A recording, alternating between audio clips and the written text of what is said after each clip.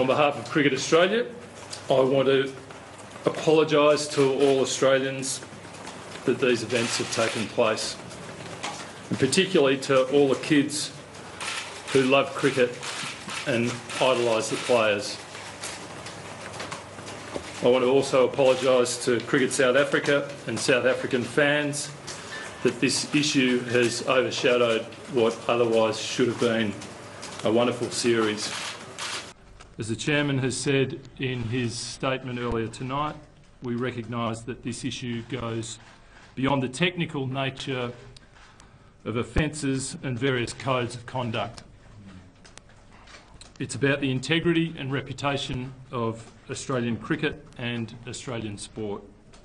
Ultimately, it's about whether Australians can feel proud of their national sporting teams. That depends as much on the way players conduct themselves as it does about winning or losing. It's all about how we play the game.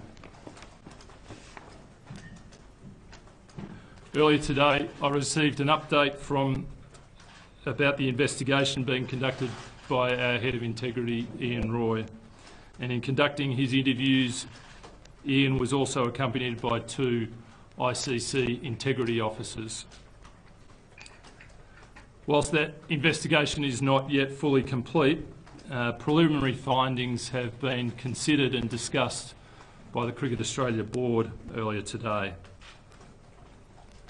The key finding is that prior knowledge of the ball tampering incident was limited to 3 players: Captain Steve Smith, Vice-Captain David Warner and Cameron Bancroft. No other players or support staff had prior knowledge, and this includes Darren Lehman, who, despite inaccurate media reports, has not resigned from his position. He will continue to coach the Australian men's team under his current contract.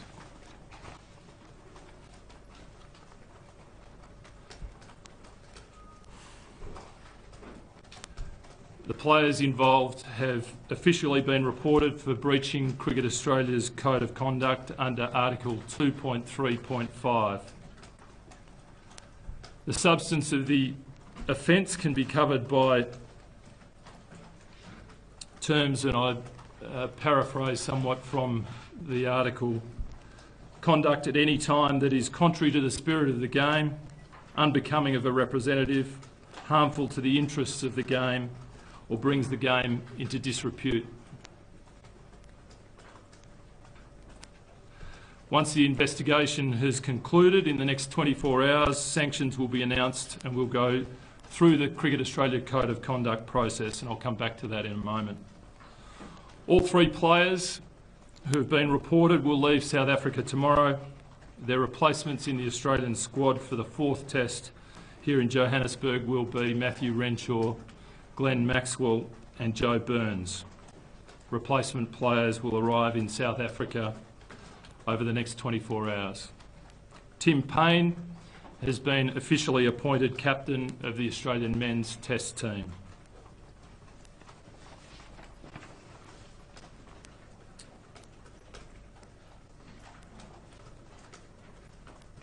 Back to the reporting. In regard to the 3 players on report, I want to stress that we are contemplating significant sanctions in each case. These sanctions will reflect the gravity with which we view what has occurred and the damage it has done to the standing of Australian cricket.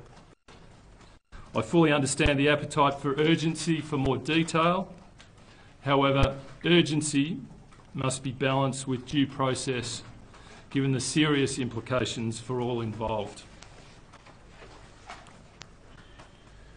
In addition to sanctions for individuals, Cricket Australia will take the opportunity to review the conduct and culture of our professional teams, and naturally this will involve consultation with relevant experts.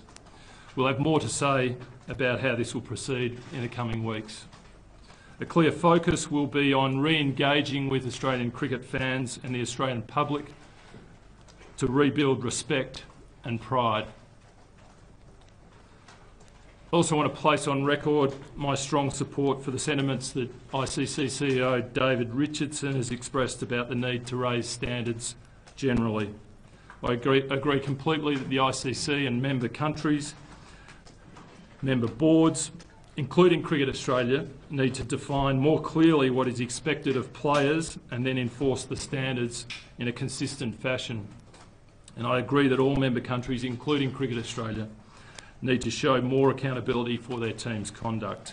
Winning is important, but not at the expense of the laws or the spirit of the game.